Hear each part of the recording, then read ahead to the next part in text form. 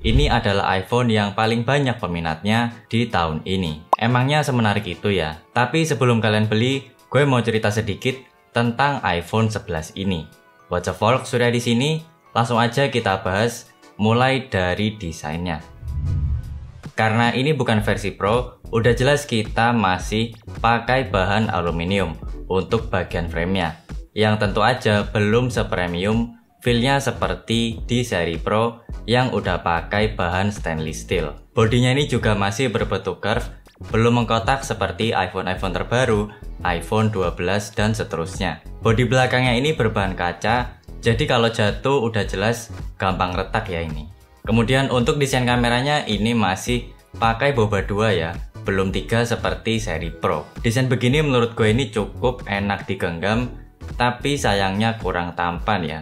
Menurut gue jauh lebih tampan iPhone yang bodinya itu sudah mengkotak.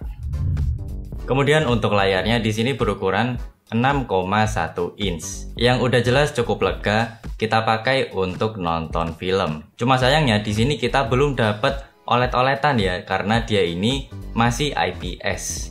Jadi berasa sayang banget gitu ya, keluarin duit 6 jutaan tapi masih pakai layar IPS. Sedangkan kalau di Android kita udah bisa dapetin layar yang OLED dan juga refresh rate-nya udah kenceng. Selain itu juga resolusinya udah Full HD.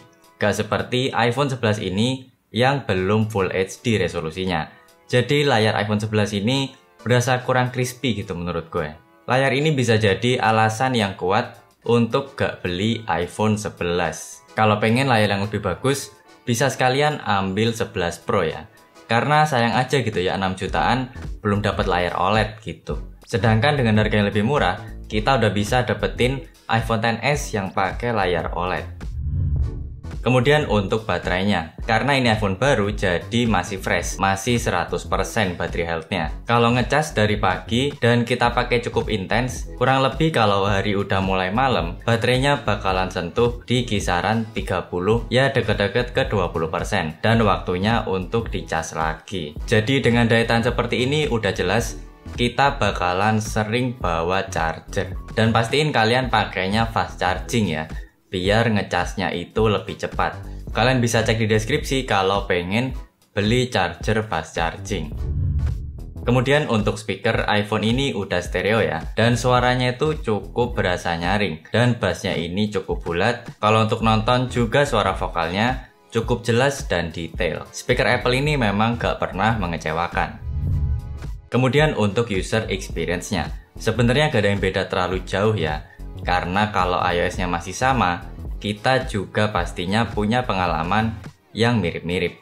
Cuma di sini dia belum bisa nikmati fitur Dynamic Island seperti di iPhone terbaru. Kita belum bisa nikmati animasi yang keren dan juga multitasking pakai Dynamic Island. Sisanya sih semuanya masih lancar-lancar aja, masih enak-enak aja. Navigasinya juga berasa seamless banget karena kita tinggal swipe-swipe aja pakai jempol kita. Kalau kalian sebelumnya pakai iPhone, harusnya sih berasa nyaman aja pakai iPhone 11 ini. Kemudian untuk kameranya, di sini berukuran 12 megapiksel untuk kamera utama dan juga kamera ultrawide. Untuk hasil foto dan videonya bisa kita lihat bareng-bareng ya, dimana hasilnya masih cukup detail, fokusnya juga terjaga, dan juga saturasinya itu nggak berlebihan.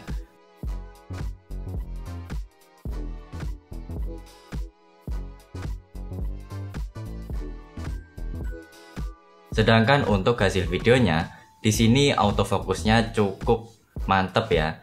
Sama sekali gak ada getar-getar tipis gitu. Dan untuk videonya juga sangat stabil ya, karena dia udah punya OIS. Sebenarnya udah lebih dari cukup kalau misalkan dipakai untuk bikin konten dan upload di sosial media. Kemudian kita bahas performanya. Dipakai ngapain aja sebenarnya itu gak ada kendala sama sekali. Berasa lancar semuanya. Multitasking lancar, buka tutup aplikasi juga lancar, masih responsif dan gegas gitu. Meskipun umurnya ini udah cukup tua. Kalau dibandingkan dengan performa iPhone 12, gue sama sekali gak bisa ngerasain perbedaan yang cukup signifikan.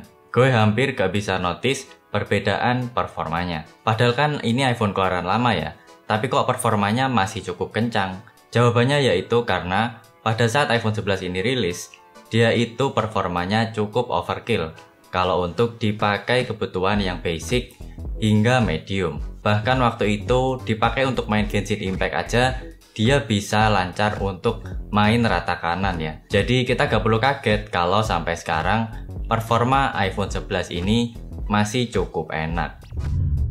Kemudian untuk suhunya, ini jadi musuh besar iPhone keluaran lama karena memang dia ini kurang oke untuk urusan cooling sistemnya. Dia ini bakalan gampang panas kalau kita pakai untuk rekam video dalam durasi yang lama dan juga untuk main game. Apalagi kalau kalian suka pakai casing, itu panas iPhone-nya bakalan terperangkap di situ dan sulit untuk keluar ya. Jadi kalau kalian lagi main game atau rekam video, saran gue sih mending dilepas aja casingnya, biar cepet dingin juga iPhone-nya, biar iPhone-nya ke overheat.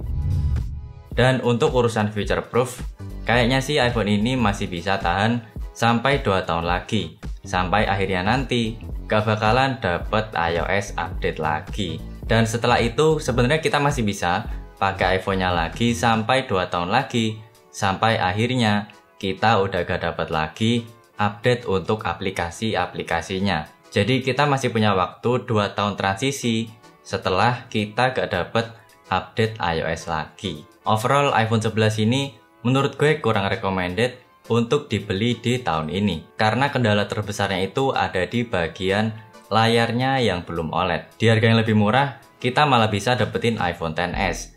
Apalagi kalau di Android, kita udah bisa dapetin yang jauh lebih bagus juga, spesifikasi dan juga ketahanan baterainya. Jadi kalau kalian mau pertimbangkan beli iPhone ini, mending sekalian ambil yang 11 Pro atau langsung aja lompat ke iPhone 12. Tapi kalau kalian sekarang masih pakai iPhone XS atau XR, saran gue sih mending jangan upgrade ke iPhone 11 ini ya, karena bakalan nanggung banget.